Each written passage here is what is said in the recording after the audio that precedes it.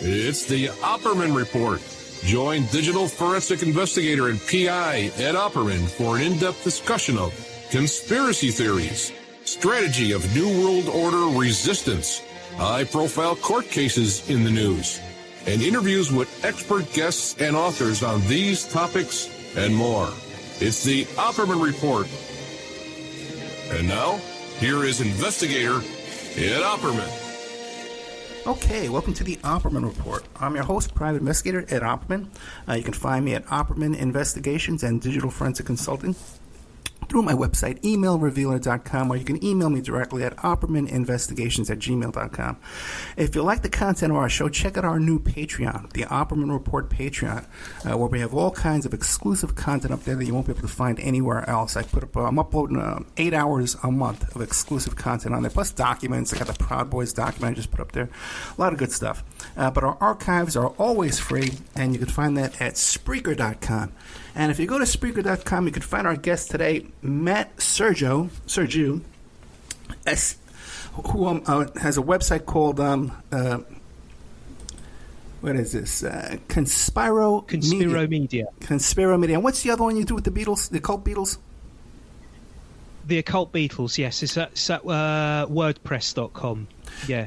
And now, are you still doing that? Are you still doing the podcast about the Occult Beatles? What, the Magical Mystery Talk? Yeah. You're talking about that I do with Mark Devlin and Desiree Hall from the Number 9 blog, another Beatles blog. Yes, still doing that. We've done, I think, in total, it's 3 episodes or maybe 4. No, I think it's 3 we've done. I think we did the first one in 2019. We were hoping to do a lot more than just 3. We were hoping, the original plan when we started it was to do maybe 3 or 4 topically related Beatles podcasts, topically related, but at the same time looking at things from an alternative angle. So looking at things that are going on within the Beatles world, that is going on in the news at the moment, but looking at it from an alternative angle. And we were hoping to do about 3 or 4 of those a year, but then this Corona thing came along, and it's kind of like sort of derailed things a little bit. We've done 1 this year, which is not what we wanted to do. We wanted to do a lot more than 1 in 2020, but yeah. So in total, we've done 3. I think the most recent one was about 2.5 months ago. Okay, excellent. Yeah, and I believe we have those. We have a special a channel for that on my Spreaker channel for Matt here. Yeah, with the I think you've got 2 episodes on there at the moment. The first 2. Oh, okay, yeah, Magical Mystery Talk. Yeah. Okay, great. Now, you wrote an article, and we can find this on your Conspiro Media, WordPress.com, the Music Military Government Complex. Give us an overall broad explanation of what that is. Well, what the Conspiro Media site is all about, the Occult Beatles one is self-explanatory. What I'm aiming to do at the moment with Conspiro Media, with this particular website, and there's also an offshoot. There's a Facebook site for that as well. It's been going since 2012, 2011, but what I've been doing with it in more recent years, in the last 2 or 3 years, is kind of looking at the 1960s countercultural scene, a little bit in the way that David McGowan was with the Laurel Canyon scene. But what David was doing, of course, was looking at it from the American angle. Partly inspired by that, some years back, I thought to myself, well, if this was going on in America, this conspiratorial occult stuff was going on in America to do with the 60s counterculture, then it must have been going on in Britain and predominantly in London. So in the last 3.5, 4 years, as well as concentrating on the Beatles with my Occult Beatles website, I've also been refocusing my Conspiro Media site and my research in that sphere towards the 60s counterculture scene and London, to see whether there are any similarities with regards to what was going on in London with what was going on in America with regards to what David McGowan was looking at. And at the moment, from the research that I've done, all the books I've read, all the data I've collected so far, yes, it would look that way. It would certainly look that way. I still have real quick yet for a second. For a second, people that aren't familiar with Dave McGowan's work, Dave McGowan passed away from cancer about 3 or 4 years ago. Right? It's been quite a while. It's greatly missed. But he had a life of work, research, and one of his biggest theories was covered in the book Weird Scenes Inside the Canyon, about how all the counterculture musicians of the 60s and early 70s had all these connections to military and intelligence in their family or in their background, and he believed that there was a pattern to that, of possibly manipulating even the fashion of the time, and that the whole counterculture revolution was really, I guess, a government military type operation to mold America. Yeah, sure. And he also discovered that a lot of the music stars, the so-called countercultural heroes, the musicians of the time, had these kind of family backgrounds that were connected to the military, to intelligence, and also sort of aristocracy kind of lineage as well. Genealogy. So I sort of picked up the ball and ran with it with regards to the UK to see if there was any kind of similarity. And yes, like I say, there does seem to be that kind of thing going on at the moment, from what I've discovered so far. As I say, as I was trying to say earlier, I have yet to publish a lot of this online, and the reason for that is because there is so much still to discover, and I want to make sure before I do put it online that what I do put online is as close to factual as I possibly can get it. I don't just want to go full steam into just posting any old thing. I want to make sure that I get my facts as correctly as possible. So that's where I am at the moment with Conspiromedia, the website, because when I initially started Conspiromedia back in 2012, I was basically trying to make it a topical website, basically looking at the occult conspiratorial world of movies, music and TV, and as I say, looking at it from a topical perspective. So anytime something happened, whether it was to do with Lady Gaga or some rapper or hip-hop star, I would sort of latch onto that and try to write an article around that and research into whatever that story was, whatever it may have been that was attached to that particular music star. But after a while, I got a little bit bored of that because it's not really what I want. I never lived through the 1960s, but it's something that really, really interests me. I love the music. From an early age, for some reason, I got attached to 60s music, even though I never really lived through it. I find the history fascinating. And I just, while I was going along with this, with Conspiromedia in the earlier days, looking at Lady Gaga and Britney Spears and all that kind of thing, I just got a little bit jaded with it. It got to the point where it was, oh, here we go again. So what? Yeah, here's Britney Spears doing another triangle symbol over her eye in a pop video. It just got a little bit, I don't know, I just got a bit bored with it. And when David McGowan came along with the Laurel Canyon research, I don't know, I was just, it kind of connected with me in some way. And looking at the London scene, I just thought maybe there is a connection there must be a connection. If there was this conspiratorial thing going on in America, as David McGowan saw it, then it must have been going on in London. So that's the direction I've taken Conspiromedia in more recent years, and it has to be. I mean, if like I say, if it was going on in America, it must have been going on in the UK, because I would even argue that without the UK, I would argue that perhaps the American California Haight-Ashbury scene wouldn't have been so potent. For example, Timothy Leary, who was kind of like the guru who turned on the younger generation of the 1960s, predominantly in America, but then throughout the world, he was initially turned on by a British guy by the name of Michael Hollingshead.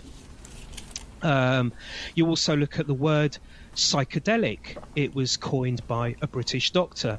I think his name, if I'm not mistaken, was Dr. Humphrey Osmond. Then you have Aldous Huxley, who is looked upon as the kind of like a godfather of the countercultural, acid, trippy kind of psychedelic movement.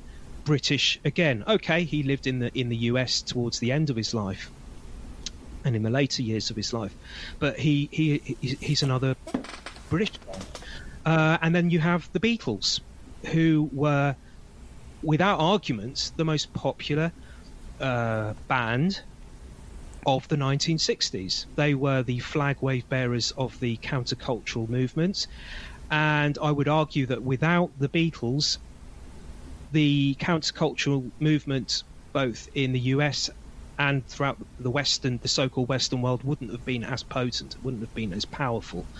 And they were the most popular band. They were the most popular band, the most popular entertainers in the world at that time, and they picked up this flag for the psychedelic movement and championed it, especially throughout 1967 through the so-called Summer of Love. I mean, like I say, I didn't live through the 1960s, but from what people who lived at that time have said, and historians and so on have said, the Sgt. Pepper album is regarded as the kind of like the soundtrack of the so-called Summer of Love, and that's both in Britain and America. So yeah. So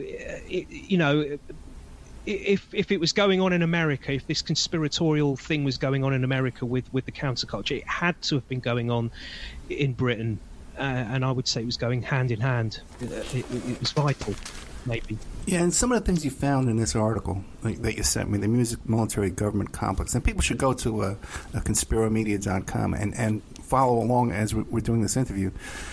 Give us the background of Decca Records. Okay. So to the point then. Okay, because I do tend to go off. I do go off on tangents, so I do apologise. You're fine, man. You're fine. Okay, right. So the reason I put together this article that I'm going to explain a little bit about now is it's kind of like when you read a book and you get the foreword, you get kind of like the introduction before you go into the book. Well, this is kind of like what this article is. It's kind of like an introduction to before you go into the 1960s counterculture. So although I haven't published a lot on my website about what I've been talking about just now, but it will be published in months and years to come. All going well, this stuff will be posted onto this website. But before that happens, you can regard this article that's on the website at the moment to do with what I'm about to talk about as the introduction to that. So I'm talking here predominantly about Britain, although it does bleed into America as well. There are various record companies, two record companies in particular, that have roots to the military, and you mentioned Decca Records. Now, Decca Records is a British company. It's still going now, but it was mainly in the vanguard, if you like, in the 1950s. Well, actually, the 1940s, the 50s, and the 60s. And in the 1960s, it was the record label which it signed the Rolling Stones. And it was the Rolling Stones label for most of the 1960s, up until about 1971, or around about that time.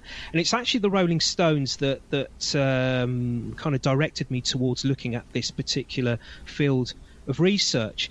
And it was a quote that was put together that I found actually in a Rolling Stone article, a quote from Keith Richards from the Rolling Stones. And I'm actually going to read it to you now a little bit, because I've got it here in front of me on my computer screen. This was about 1971, a magazine interview in 1971 for Rolling Stone magazine, if I'm not too mistaken.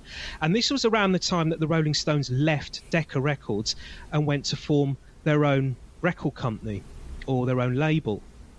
And what Keith Richards said was, and I quote, "We found out, and it wasn't years till we did, that all the bread, all the money we made for Decca was going into making little black boxes that go into American Air Force bombers to bomb North Vietnam. They took the bread we made for them and put it into the radar section of their business. When we found that out, it blew our minds. That was it. It just blew his mind, he says. He goes on to say, you've helped to kill God knows how many thousands of people without even knowing it. Now, it turns out that he's, Keith Richards has a way of, has a particular way with words, but round and about, he's right. It's actually true.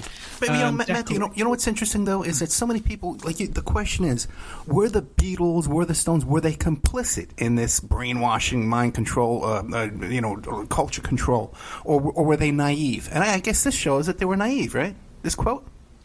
It's the $1 million question, isn't it? It would suggest, if you read into that quote from Keith Richards, that they were naive. Yeah.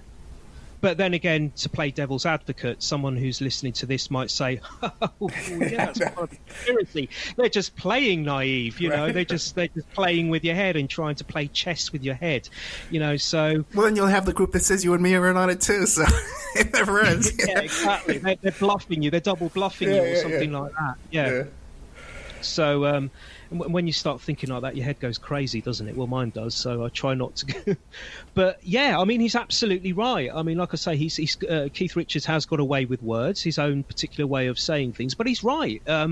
During the Vietnam War, Decca Records was, part of Decca Records, or what you would call the Decca Navigator Company, which was part of Decca, was supplying radar to the US forces in Vietnam. And not only was it supply, and I think they were put into their helicopters. They were radar systems that Decca built and manufactured, and they were placed into the actual helicopters, if I'm not mistaken.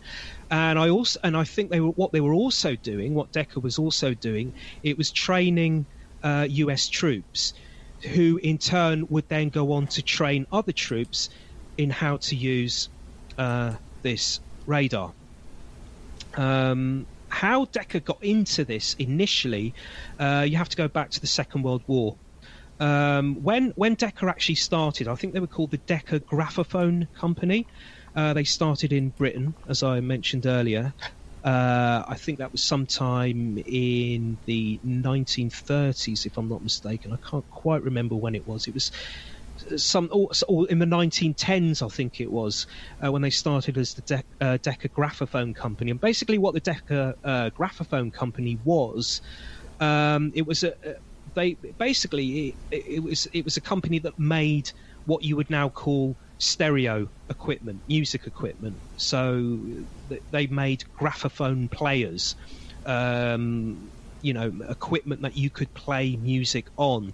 So Decca didn't actually start in business to actually make music. It started in business to make the equipment that you played music on. And it wasn't until the late 1920s when a gentleman, a stockbroker, an English stockbroker by the name of Edward Lewis, got involved with Decca, that they then started to branch out into music. And I think it was Edward Lewis who spearheaded this. I think, to paraphrase the guy, what he said was, hey, look here, hey, look, guys, we're missing out on a trick here in terms of money. We can actually, instead of just making the equipment to play the music on, we should actually be making the music as well to go with it. So from the 1930s, I think it was, Decca Records as a label actually began, and I think some of the artists that appeared on there during the 30s and 40s include Judy Garland. I think Louis Armstrong was another one. How they got into radar, it was through a gentleman by the name of, his name escapes me now, I think it was Harvey Schwartz, who was a sound engineer at Decca. And it was sometime in the late 1930s or mid-1930s that Harvey Schwartz suggested that perhaps what Decca should be getting into is radar, which at the time, if I'm not mistaken, I think at the time radar was still in its infant phase. I think that radar at that time was still a very new thing. It was still something that was being developed. It hadn't sort of come of age as it was. So what Harvey Schwartz suggested, this sound engineer at Decca, what he suggested is that Decca should get into this field of research and start to see if it could get into radar and start to manufacture it. And what they came up with was the Decca Navigator system. And this was actually used in the D-Day landings by the Allied forces, the invasion of Normandy, wasn't it, in France in 1944. And I have come across, according to some of the research that I've come across, some of the findings I've come across, some of the data, that the D-Day landings, the success of the D-Day landings was thanks in large part to the Decca Navigator system, which was used, the radar system that was used thanks to Decca. It was thanks to that that there was this success with the D-Day mission of 1944.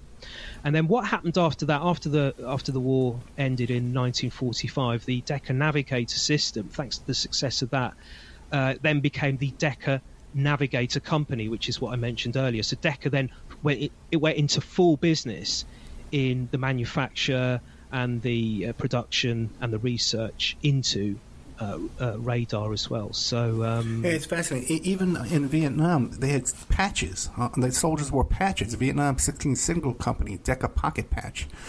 So they were heavily involved in the Vietnam War. Let me ask you, moving on. You have these fascinating pictures of a studio that was built in the 50s in America, the Decca Records, with this incredible architecture. What can you tell us about that? The photos are on the article. What can you tell us about that?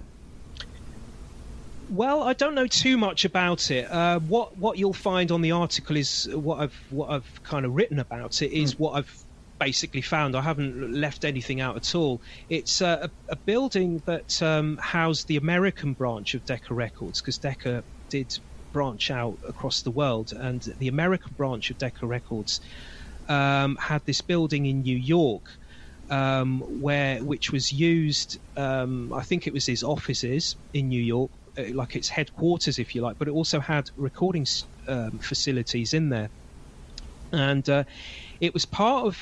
I think it was a hotel, but it was called the Pythian Temple Building, and it belonged to the Knights of Pythian, the Knights of Pythia, a fraternal order. And yeah, if you go take a look at my article on Conspiro Media, if you go take a look at this article with the information of which I've been talking about, you'll see that and as you say, I've put some pictures of this Pythian temple building on there. And how can I describe it? Well, it's very Masonic looking. It's it's upside down triangles, Egyptian kind of statues. I think I've got a quote on the website. I'm actually looking at the article now, and there's a quote here. It's been described as a blockbuster synthesis of Egyptian, Babylonian, and Assyrian motifs. That's how the building is described. And yeah, I mean, if you go take a look, as I say, it's very Egyptian looking, very, very Masonic looking. And the building belonged to the Knights of Pythia, a fraternal order, as I say. And it's like, I think it was a hotel. What I found fascinating was that Buddy Holly would record there, Bill Haley and the Comets, and Rock Around the Clock, which is considered to be the first rock and roll song. The birth of rock and roll was in this Masonic temple. It's Pythian joint, And Buddy Holly died. Buddy Holly died. Yeah, playing a suspicious plane crash, by the way. Yeah, exactly. I mean, it's a hotel building. The thing is, I don't know if the Knights of Pythia were actually using it as a hotel, or they bought it when it was a hotel, and they just bought it as a going interest and then just closed the hotel down. But I think, like you say, Rock Around the Clock, Bill Haley and his Comets, I think was recorded. I think one of the recording studios, or the recording studio, was actually in the ballroom. or Rock Around the Clock was recorded in the ballroom section, or what would have been used as the ballroom in this hotel or ex-hotel or whatever it was, but in this building, it was recorded in that particular part of the building. And yeah, you say suspicious air crash. I mean, I have yet to look into the Buddy Holly air crash, but I have read rumours and claims. I don't know what you know about this, but there was some kind of insurance kind of scam going on with the crash. I know there's an expert on the crash that goes around and does interviews. I never took down his information to contact him myself, but he has very elaborate theories. So let's move on to EMI, though, the company that launched the Beatles. Yes, so yeah, you got EMI, again, another British company. And it's actually, EMI got into radar right in the beginning. I think it actually it was the RDF2 radar, the first ever airborne radar to be made and to be used. That's an EMI production, and I think that was just prior to the Second World War, or just as it started. I can't quite remember, but it was sometime around there. But if you look at the invention of stereo sound, which of course now is, you know, it's everywhere. It's part of our lives. You know, when we watch or listen to anything, it's stereo sound. There it is. It's part of our everyday life, part of the mainstream. Hardly think about it. But it was actually invented by EMI, if you like. It's an EMI invention, thanks to an individual by the name of Blumlein. His surname was Blumlein. Again, another sound engineer. He was a sound engineer at EMI in the 1930s, a British guy. I can't remember his first name. I think it was Alan Blumlein. Yes, it was Alan D. Blumlein was his actual name, and he's one of these people that you would call not a mad genius, but he was one of these genius type figures, an inventor, a sound engineer and an inventor, an electrics expert, good at electronics. And he's the guy that's actually, whilst he was working for EMI, he's the guy that's actually credited with inventing stereo sound, or as he called it, he used to call it binaural sound. And how he came to the story that we're given on how he came to invent or think of the concept for stereo was, what happened was one evening he went to a movie theatre in the 1930s with his wife, and he was watching a movie, and as he was watching the movie, it came to his realization that the sound that he was getting from the speakers didn't really represent what should be coming from the speakers in terms the way he saw it was the speaker should, in theory, represent what the human ear hears. But but back then in the 1930s, loudspeakers, the loudspeakers back then didn't really represent what the human ear, how the human ear picks up sound. So, for example, he was watching this movie, just kind of paraphrasing the story, kind of how he would have thought of it.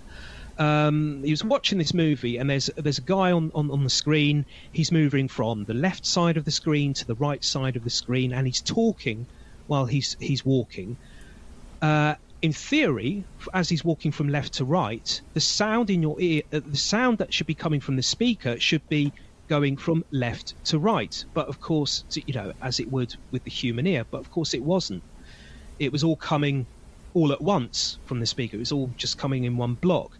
And it was then that he thought that if there was that it came to his realization that there should be some kind of way that the loudspeaker should be able to do this, that it should be able to represent what the human ear hears. So that's where he got the idea for stereo. So he ran away with this idea, began to develop it. Stereo sound didn't actually go into the marketplace in terms of music, not in a huge mass mainstream way until about the 1950s.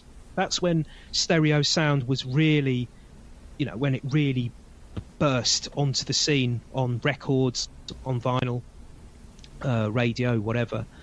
Where it actually made its debut was in a military setting. And this was largely thanks to the Royal Air Force, the RAF, during the Second World War. What was happening was, during the Second World War, now, thanks, as I mentioned earlier, EMI had developed this RDF-2, this airborne radar, just prior to World War II. And once the Second World War had began, EMI's manufacturing and production and research into radar had really picked up a pace. So it was working closely with the British military, in terms of supplying radar. So here we are in World War II, and there was this problem that the British forces had, the British Air Force had, the Royal Air Force, the RAF. They had this problem where they were flying over the waters, trying to track enemy submarines below them underwater. And they were finding it very, very difficult to do this. The problem is that the sound of the vibrations that were coming from the propellers of the British submarines and the German enemy submarines were almost identical. And it was very, very difficult for the British Air Force to be able to differentiate between the sounds of the two. So what happened was, because of this, British aircraft did actually bomb British submarines. I don't know how many times this happened, but it said that it did happen at least once or twice. It did occur. So they had to find a way of being able to differentiate the sound. And it was the RAF that came up with the idea of being able to record the sound of the enemy submarine, so that then the British forces could then differentiate between the two. So they could then identify which one was the enemy submarine and which one wasn't the enemy submarine. So EMI, and please, don't tell me how they did it, but essentially because I'm no good with this kind of technical stuff. Absolute, embarrassing. But what I can tell you is what happened is that Alan Blumlein, what he did was he took the principles of what he was then working on with the stereo idea. He took the principles of what he was working on with that, and he came up with this system in which what he did was, sorry, just looking at my notes here. Oh God, I've got it wrong. I've actually got it wrong. Clarify something. You made an error. Yeah.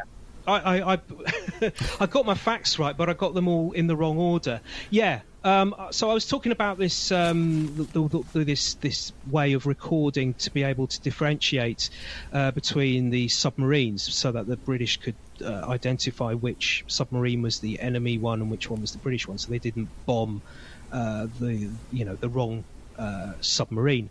That was actually, it wasn't to do with Alan Blumlein and EMI. That was to do with Decca. And this was later used in recording. If you look at some record labels, some Decca record labels, you'll see what's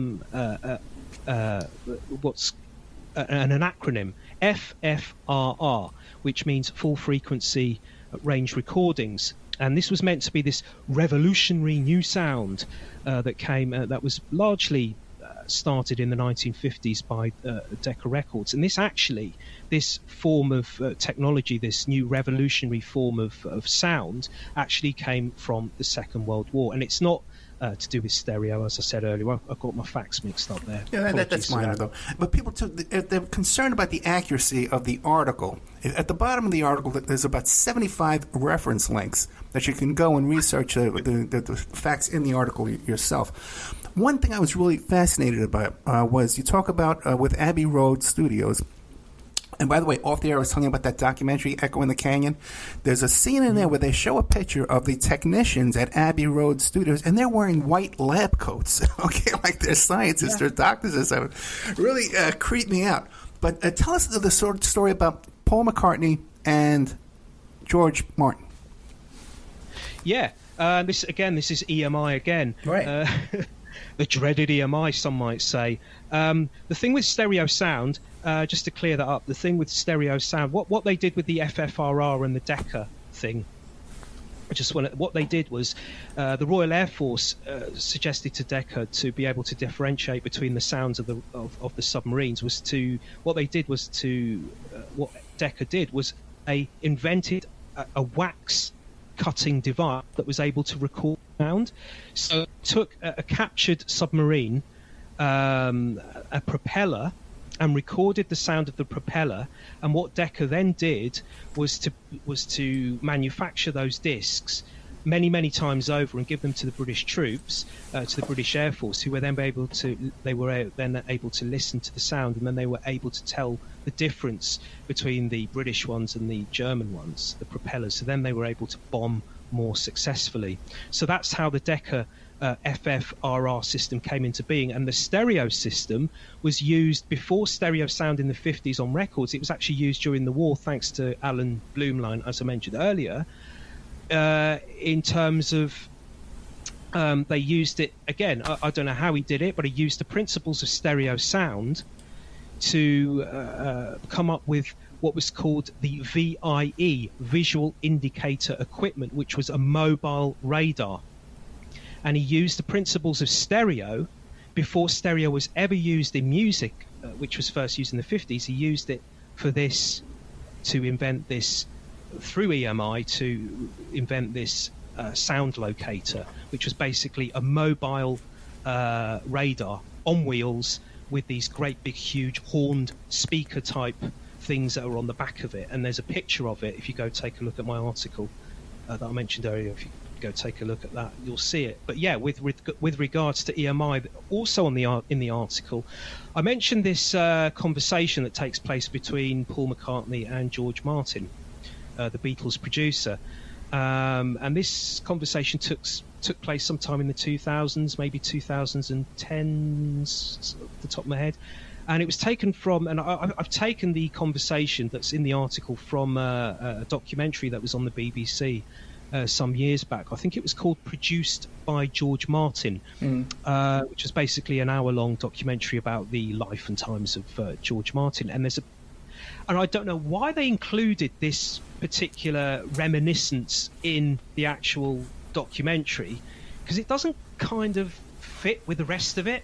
I mean, if you've seen the documentary, or if you want to go and see it, you might agree with me. Kind of doesn't fit.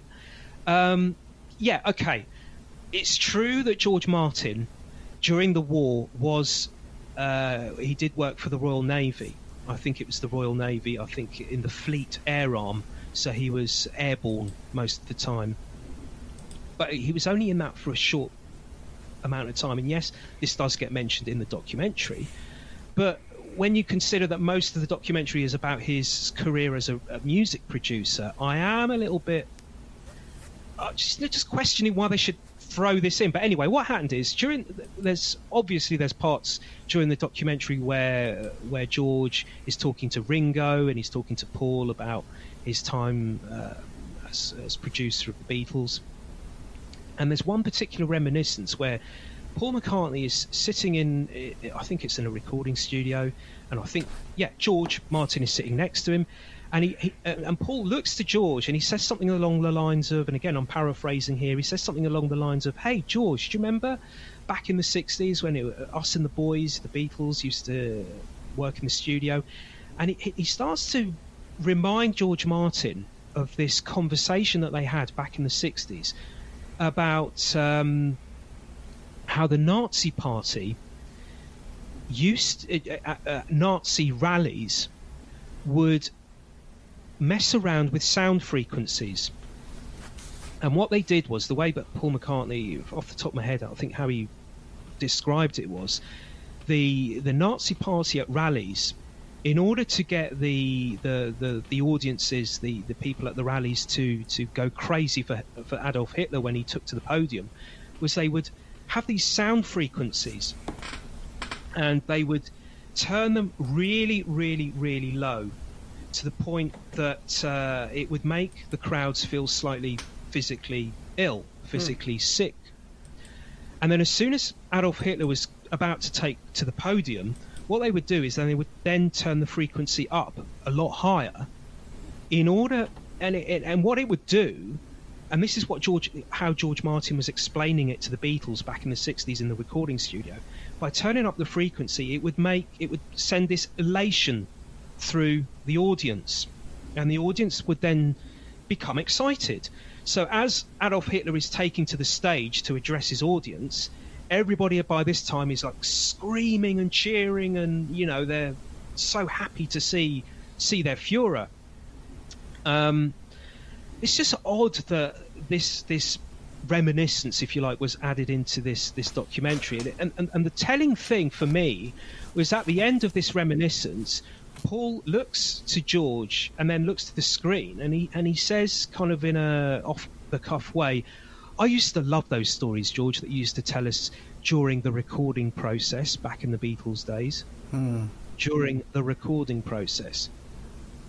So someone with a conspiratorial type ear might hear that as thinking, well, why would George Martin be talking about this? Is it just studio banter? Is it just out of hours studio chat, a little bit of off the cuff kind of pleasurable talk? Or when McCartney says during the recording process, is this something that George Martin is hoping that perhaps the Beatles would or should take into account during the recording process in terms of frequencies and how they can be used, or how they can be used to influence the listeners? If Martin was aware of these techniques, I can't imagine that he would hesitate using them. How do you think he knew what Hitler's techniques was with frequencies and stuff and audio? Well, that's right. Exactly. That's my thought. How would he have known this?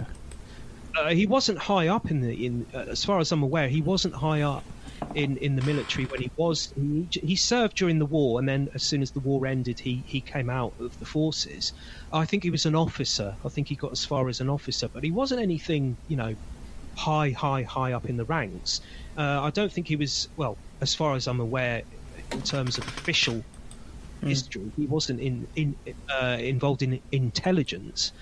So yeah, I mean, how would he know this stuff? It's very difficult now, let alone in this day and age with the internet and everything, to be able to find anything that's concrete, as it were, in terms of facts with regards to that kind of thing, in how frequencies might have been used.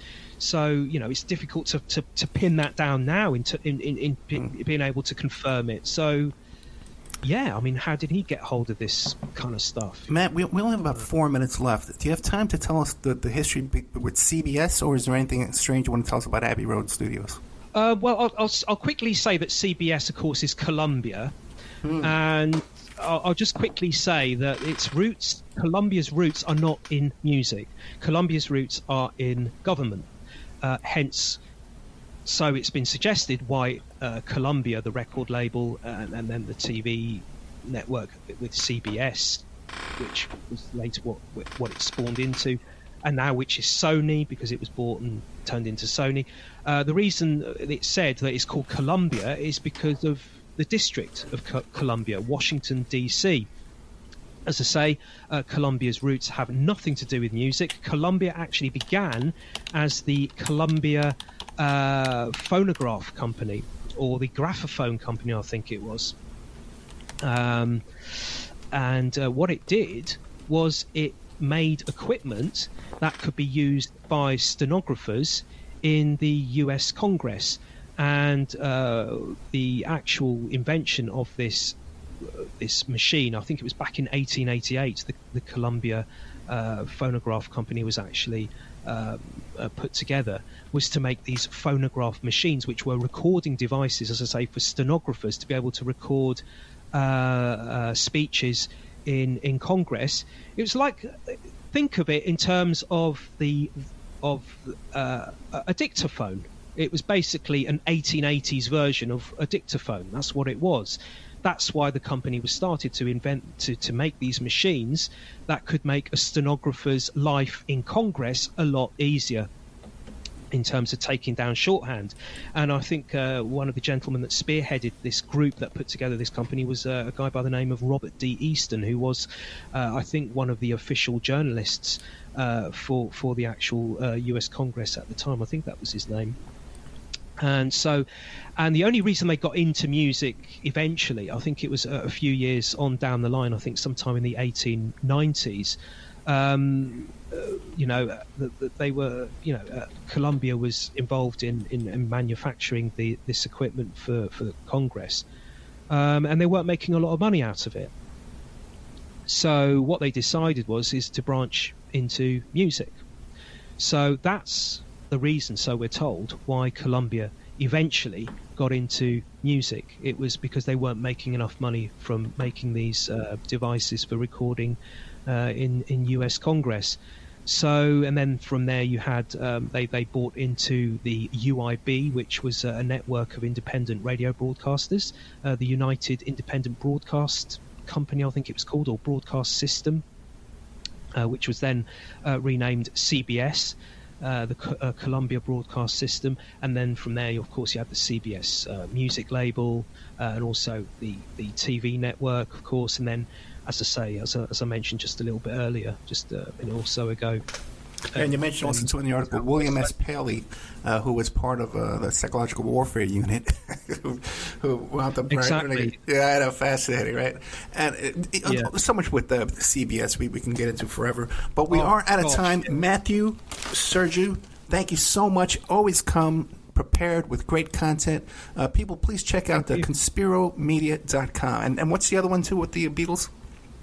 The Occult Beatles. You can find that if you go to wordpress.com. But if you just type in the Occult Beatles into a search engine, that should come up. And I also have a Facebook page, Conspiro Media at Facebook. And if you go there, you'll find everything on there. It's like a compilation, if you like, of everything. So excellent. Matt, Sergiou, thank you so much. Good night. Thank you. Bye-bye.